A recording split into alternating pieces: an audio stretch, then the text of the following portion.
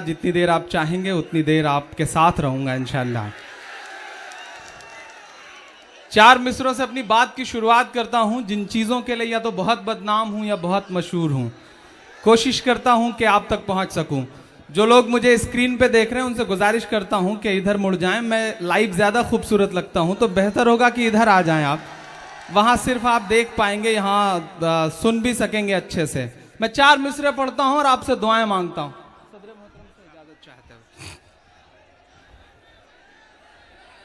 था शहंशाह को गुरूर बहुत,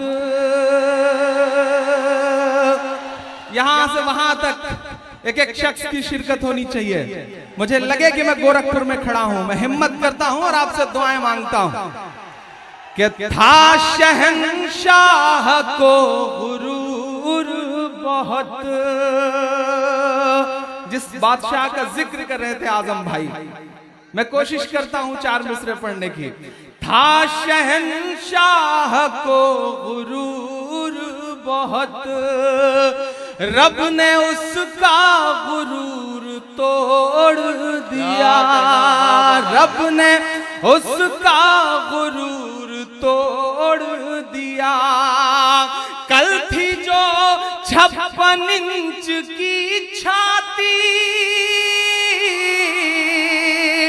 अगला मिसरा सच्चा हो तो एक एक हाथ हवा में उठे। कल थी जो 56 इंच की छाती, एक कन्हैया ने सब सिकोड़ दिया। एक कन्हैया ने सब सिकोड़ दिया। रब ने उसका गुरूर तोड़ दिया। आजम साहब की तकरीरों में एक चीज पिछले बिहार के रिजल्ट के बाद मुसलसल मीडिया में भी रही और हम सब ने भी सुनी। आपने पूरे उत्तर प्रदेश को बिहार जीतने की मुबारकबाद दी और मुबारकबाद देते देते यह भी कहा कि उत्तर प्रदेश वालों आप खुशनसीब हो कि बिहार जीते, वरना जो दिवाली गुजरी है वो पटाखों से नहीं बल्कि आपके जलते हुए घरों से मनती। बहुत सच्ची सी बात थी। उसे सुन के मैंने चार मिसरे कहे और बहुत सिंबल का इस्तेमाल किया, प्रतीकों का इस्तेमाल किया।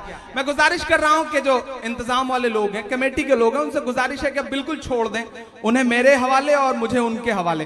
वो कुर्सी रख लें, आगे देखें आप। उधर जो पीछे दो तीन दोस्त कुर्सियों के लिए लड़ रहे हैं, ये काम तो दिल्ली में बैठे हुए लोगों का है, आप ऐसा क्यों कर रहे हैं? वो कुर्सी जो पीछे इधर उधर हो रही है उसे आप पकड़ लें, तब मैं चार मिसरे पढ़ना शुरू करूं। एक बार आप जोरदार ताली बजा करके माहौल दें। मैं कोशिश करता हूं, चार मिसरे पढ़ता हूं। बिहार का रिजल्ट आपकी आंखों में है, सुनिएगा। इरशाद कि दूध ने चाय को हरा डाला।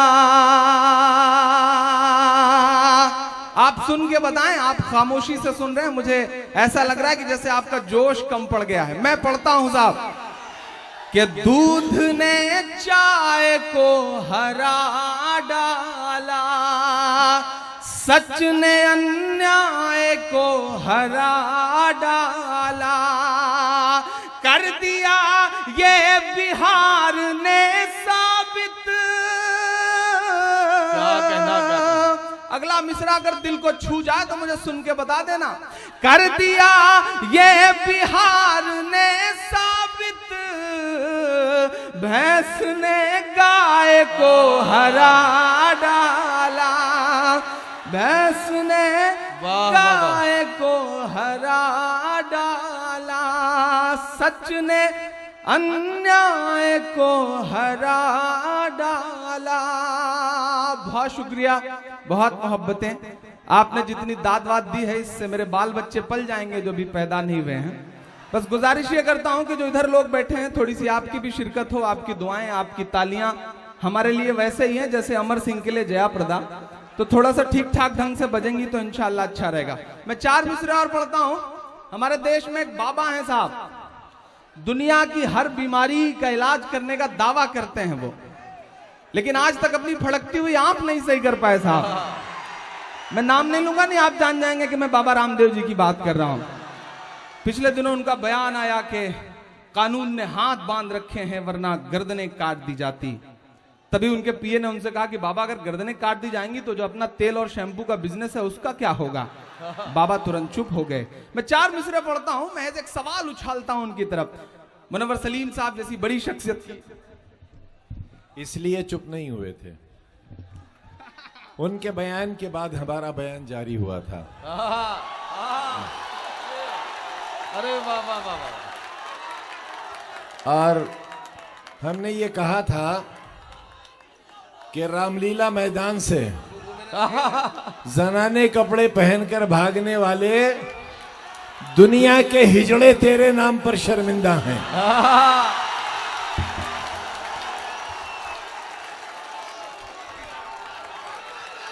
जिंदाबाद जिंदाबाद। बिल्कुल मैं 4 मिसरे पढ़ता हूं। बिल्कुल जो आजम भाई ने कहा है उसे अक्षरशः शब्द शब्द पिरोता हूं अपने 4 मिसरों में। जी जी बिल्कुल। जो नफरत के सबब उठी थी वो ललकार किसकी थी। जो नफरत के सबब उठी थी वो ललकार किसकी थी। हमारे खून को प्यासी थी वो तलवार किसकी थी। हमारे खून को प्यासी थी वो तलवार किसकी थी। हमारी गर्दने मत काटिए बस ये बता दीजिए। कसम है कि खात को आपकी तालियों का शोर हरिद्वार तक जाए। मैं अगला मिसरा पढ़ता हूं। हमारी गर्दने मत काटिए बस ये बता दीजिए। जिसे तुम पहन कर भागे थे वो सलवार किसकी थी। जिसे पहन कर भागे थे वो सलवार किसकी थी।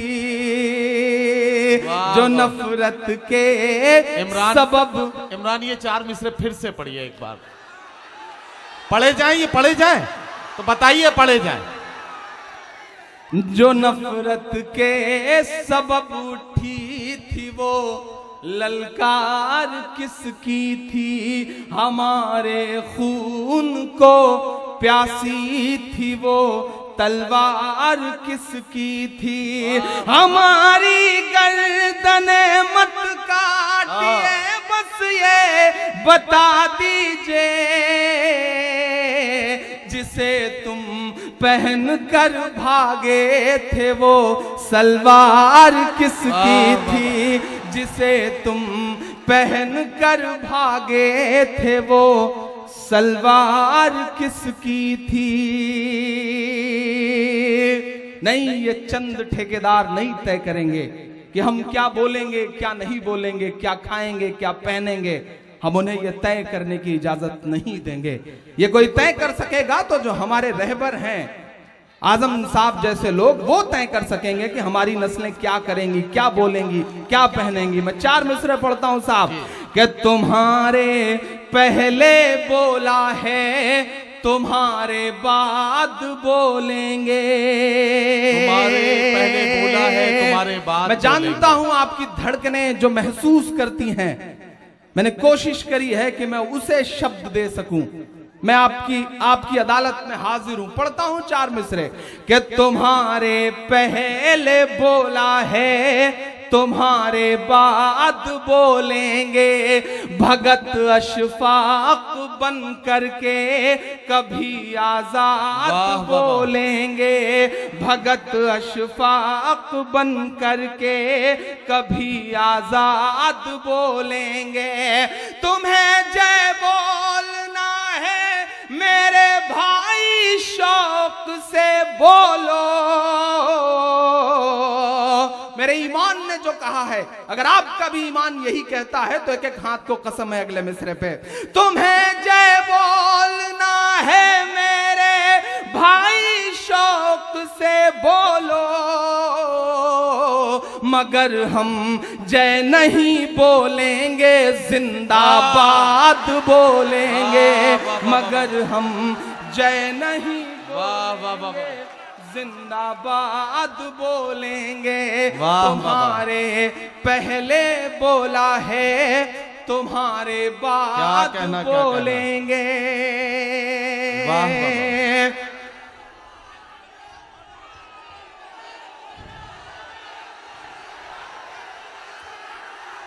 जी मैं कोशिश कर रहा हूं कि ज्यादा सुना सकूं, दोबारा सुनने के चक्कर में देरी ना हो, मैं ज्यादा सुना सकूं। तुम्हें जय बोलना है मेरे भाई, शौक से बोलो। मगर हम जय नहीं बोलेंगे, जिंदाबाद बोलेंगे। मगर हम जय नहीं बोलेंगे, जिंदाबाद बोलेंगे। भगत अशफाक बन करके कभी आजाद बोलेंगे। मुझे याद आता है कि जब मैं 8वीं 9वीं में पढ़ा करता था आजम भाई, वो दिन वो था कि जब नमाजों में दुआएं होती थी आजम खान साहब के लिए। बहुत छोटा सा था, मस्जिदों में रहता था, तो अड़ोस पड़ोस से वो नाम कानों में घुलता रहा। बड़ा हुआ तो आजम खान साहब को चैनलों पे देखा, अखबारों में देखा। एक आध दो मुलाकात हुई, बहुत कम, चूंकि मुशायरों में बहुत कम बैठते हैं इसलिए मुलाकात भी कम हो पाती है।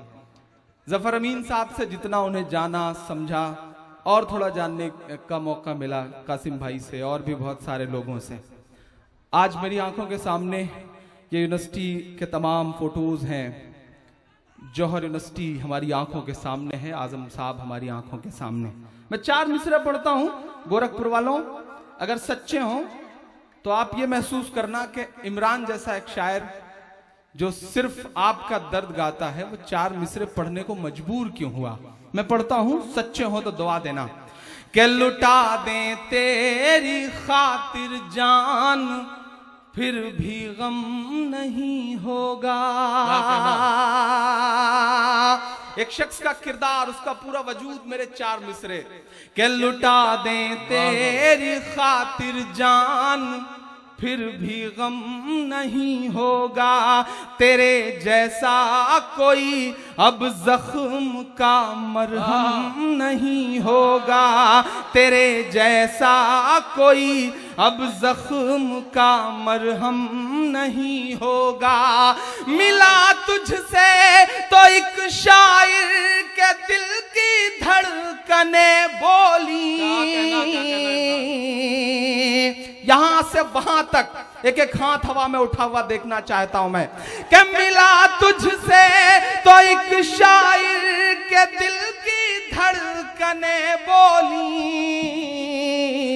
कई सदियों तलक अब दूसरा आजम नहीं होगा।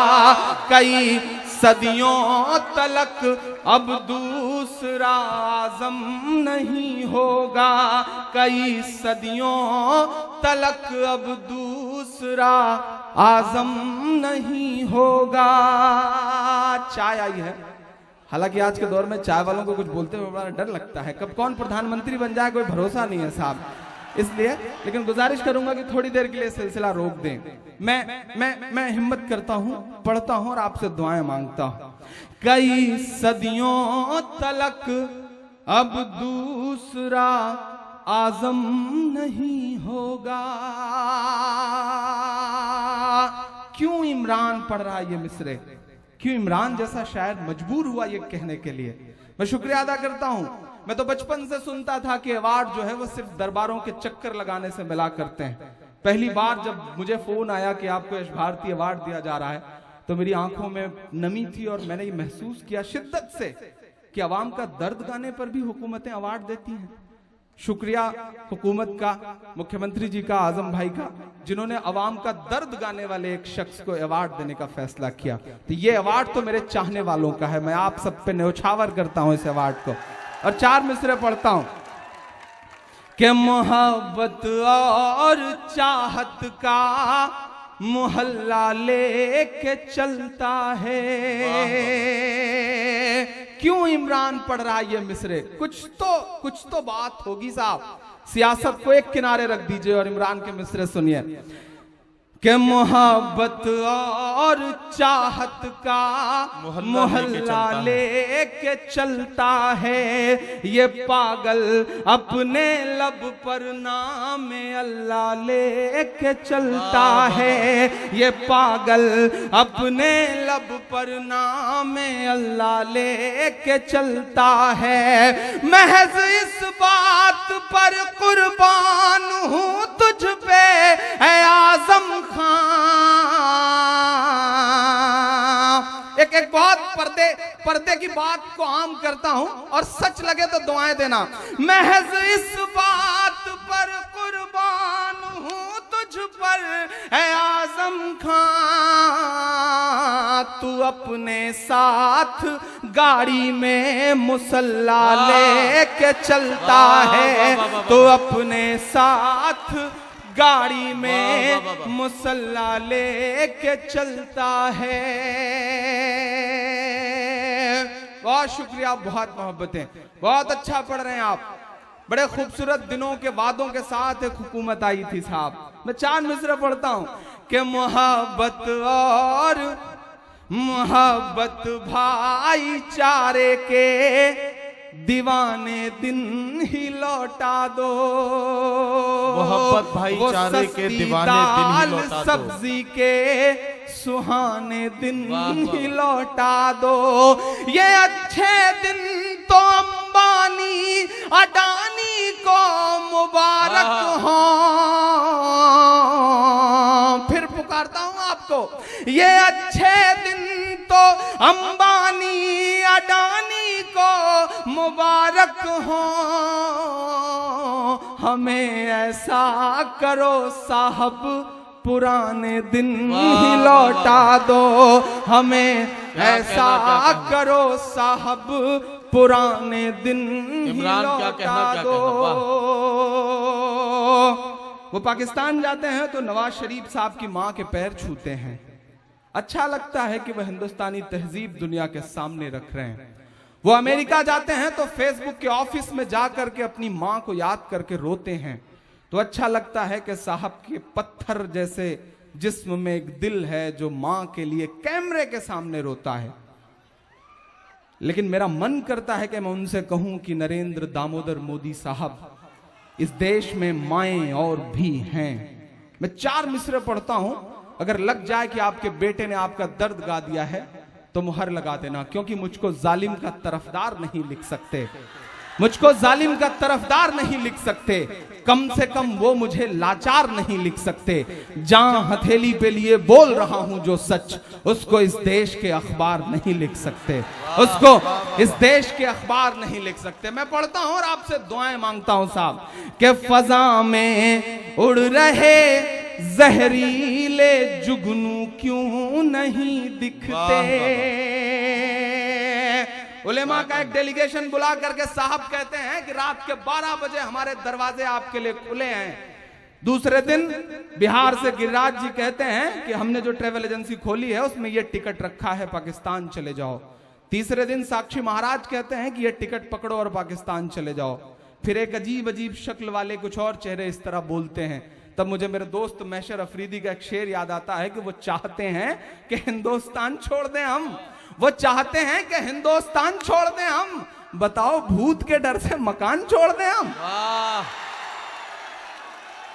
तब मैं मिसरे पढ़ता हूं और आपसे दुआएं मांगता हूं। एक दिन का बयान और उसके दूसरे दिन उनके तमाम तथाकथित चेहरों के बयान कुछ तो यहीं से हैं। मैं पढ़ता हूं और दुआएं मांगता हूं साहब कि फजा में उड़ रहे जहरीले जुगनू क्यों नहीं दिखते। फजा में उड़ रहे जहरीले जुगनू क्यों नहीं दिखते। किसी भी हादसे के सारे पहलू क्यों नहीं दिखते।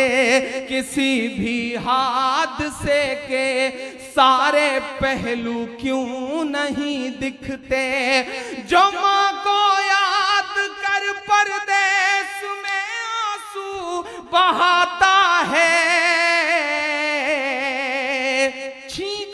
पे ट्वीट करने वाला इंसान दिल्ली से महज 40 किलोमीटर की दूरी पर न लाशें देख पाता है, न खून देख पाता है, न रोती हुई औरतें देख पाता है। तब इमरान ये मिसरे पढ़ता है साहब और दुआ मांगता है आपसे कि फजा में उड़ रहे जहरीले जुगनू क्यों नहीं दिखते, जो माँ को याद कर परदेस में आंसू बहाता है, उसे अखलाक की अम्मी के आंसू क्यों नहीं दिखते, उसे अखलाक की अम्मी के आंसू क्यों नहीं दिखते, उसे अखलाक की अम्मी के आंसू क्यों नहीं दिखते। मैं इलाहाबाद विश्वविद्यालय में हिंदी का विद्यार्थी हूं। मैं कुछ वहां से सिंबल उठाता हूं, प्रतीक उठाता हूं और 4 मिसरे पढ़ता हूं कि मोहब्बत तेरी कश्ती के खेवैया से लड़ाई है, मोहब्बत तेरी कश्ती के खेवैया से लड़ाई है, मोहब्बत तेरी कश्ती के खेवैया से लड़ाई है, ये आजादी के नारों के गवैया से लड़ाई है, ये आजादी के नारों के गवैया से लड़ाई है। हमारे मुल्क की गद्दी पे ये जो कंस बैठे हैं, सच्चे मिस्र हो तो दुआ देना साहब। हमारे मुल्क की गद्दी पे ये जो कंस बैठे हैं, इन्हीं कंसों की कलयुग के कन्हैया से लड़ाई है, इन्हीं कंसों की कलयुग के कन्हैया से लड़ाई है। बहुत शुक्रिया, बहुत मोहब्बतें। इस सिलसिले के आखिरी 4 मिसरे पढ़ के अपनी जगह लेता हूँ। बहुत मोहब्बतें, आपने इतनी दुआएं दी हैं, बहुत शुक्रिया आपका। मैं 4 मिसरे पढ़ता हूँ, बहुत अच्छा सुन रहे हैं आप, बहुत मोहब्बतों से सुन रहे हैं आप। मेरे 4 मिसरे जी इंशाल्लाह पढ़ दूंगा। कि तेरी शोला बयानी से ज्यादा कौन समझेगा, तेरी शोला बयानी से ज्यादा कौन समझेगा। मुझे याद है कि बीच में बहुत जज्बाती होकर के आजम भाई ने एक बात कह दी थी कि दुनिया को बहुत तकलीफ है मुझसे, तो कोई मुल्क अगर मुझे लेने को तैयार हो तो मैं छोड़ दूं, मैं वहां चला जाऊं। मुझे वो स्टेटमेंट याद है, बहुत बहुत कौंधा था मेरे जहन में। बहुत कुछ लिखा हम लोगों ने, तमाम दोस्तों ने फेसबुक पर, सोशल मीडिया पे। उसके बाद आजम भाई अल्लाह को कुछ काम लेना था शायद आपसे, बहुत बड़ा काम लेना था अल्लाह को आपसे, वरना रामपुर से निकाल के अलीगढ़ क्यों जाते आप। अलीगढ़ में इतना सब कुछ झेल करके बाबरी मस्जिद की शहादत के बाद सर पे कफन बांध के क्यों निकल पड़ते आजम खान। कुछ तो बात थी, अल्लाह को शायद बहुत बड़ा काम लेना था, और वो काम आज बड़ी बड़ी इमारतों की शक्ल में आप सबके सामने है। मैं 4 मिसरे पढ़ रहा हूं, ये कुदरत के इशारे हैं साहब, हम समझते हैं इसे। हद तो यह है कि इस देश की सियासत का एक और चेहरा समझता है इसे। अगर इमरान उसे पिरो सका हो तो ये जो मेरे बुजुर्ग बैठे हैं, इनकी पेशानी की झुर्रियों में जो दर्द मैंने महसूस किया है, वो अगर 4 मिसरों में ढल सका हो तो दुआएं देना। नई पीढ़ी भी मुझे दुआएं दे साहब। कि तेरी शोला बयानी से ज्यादा कौन समझेगा, तेरी शोला बयानी से ज्यादा कौन समझेगा। लहू का रंग पानी से ज्यादा कौन समझेगा, लहू का रंग पानी से ज्यादा कौन समझेगा। आज कुदरत की लाठी में कहाँ आवाज होती है। अगला मिसरा सच्चा लगे तो मोहर लगा देना मेरी बात पे। आज कुदरत की लाठी में कहाँ आवाज होती है, ये बातें आडवाणी से ज्यादा कौन समझेगा, ये बातें आडवाणी से ज्यादा कौन समझेगा। ठेकेदार तय करेंगे क्या पहनना है, क्या खाना है, और हद तो यह है कि वो ये तय करेंगे कि आपको कितने करने हैं। अच्छा, बहुत समझदार लोग हैं अल्हम्दुलिल्लाह, यहाँ के बहुत समझदार लोग हैं। मैं आपकी समझदारी को सलाम करता हूं और 4 मिसरे पढ़ता हूं कि तेरी मर्जी है जो चाहे तू मेरे यार पैदा कर, भले ही चाय वाला या के चौकीदार पैदा कर, भले ही चाय वाला या के चौकीदार पैदा कर। अगला मिसरा आप उछल जाएंगे, मैं जानता हूं, बताइएगा मुझे। भले ही चाय वाला या के चौकीदार पैदा कर, बड़ी हैरत है वो खुद एक भी पैदा न कर पाए। क्या कहना बताइएगा अगले मिसरे में साहब। बड़ी हैरत है वो खुद एक भी पैदा न कर पाए, जो हर भाषण में कहते हैं कि बच्चे 4 पैदा कर, जो हर भाषण में कहते हैं कि बच्चे 4 पैदा कर। बहुत शुक्रिया इमरान। मैं डक्कू भाई को बहुत बहुत बहुत मुबारकबाद दूंगा। मैं ऐसा करूंगा मैं। देखिए, ये हम शायरों की आदत होती है, हम एक बार पढ़ेंगे फिर कुछ बोलेंगे, ये हमारी आदतें हैं साहब, ऐसा करना पड़ता है। वो पिछले दिनों हमारे प्रतापगढ़ में एक बस कंडक्टर की शादी हुई, तो सुहाग की सेज पे बैठ के बीबी से बोला कि बहन जी जरा और सरकिए, 2 सवारियां और बैठेंगी। तो ये तो हम शायरों की आदत है, हमें ऐसा करना पड़ता है साहब। तो हम ऐसा करते रहेंगे। बस आपसे गुजारिश है कि आप बस सुनते रहें। यहाँ पुलिस के तमाम जो साथी बैठे हैं, इनको बहुत मुबारकबाद दूंगा। पुलिस की चाहे जो इमेज बने, लेकिन जब हम शहीद हेमंत करकरे साहब को देखते हैं, शहीद जियाउल हक साहब को देखते हैं, तंजील अहमद साहब जैसी शख्सियतों को देखते हैं, तो पुलिस के लिए एक अलग सा एहतराम हमारे दिलों में आता है साहब। हालांकि इनके साथ भी बड़ी विसंगतियां होती हैं। वो पिछले दिनों एक इंस्पेक्टर ने एक मौका वारदात से एसपी साहब को फोन किया, साहब बड़ा खराब मामला हो गया, एक औरत ने अपने शौहर को, अपने पति को गोली मार दी है। तो एसपी साहब ने कहा ऐसा कैसे हो गया, क्या मामला था?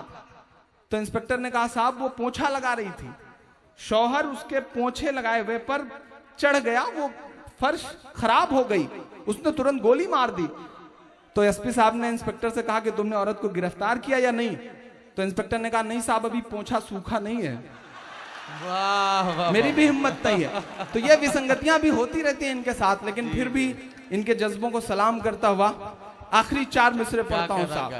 हमारे देश में एक अभियान शुरू होता है जी, कचरा इकट्ठा किया जाता है, फिर फोटोग्राफर बुलवाए जाते हैं, और उसके बाद दूसरे दिन अखबारों में बड़ी बड़ी खबर छपती है, स्वच्छ भारत अभियान। मैं 4 मिसरे पढ़ता हूं साहब कि किसी भी मौलवी से या के साधु से न छूटेगा, किसी भी मौलवी से या कि साधु से न छूटेगा, किसी भी मौलवी से या के साधु से न छूटेगा।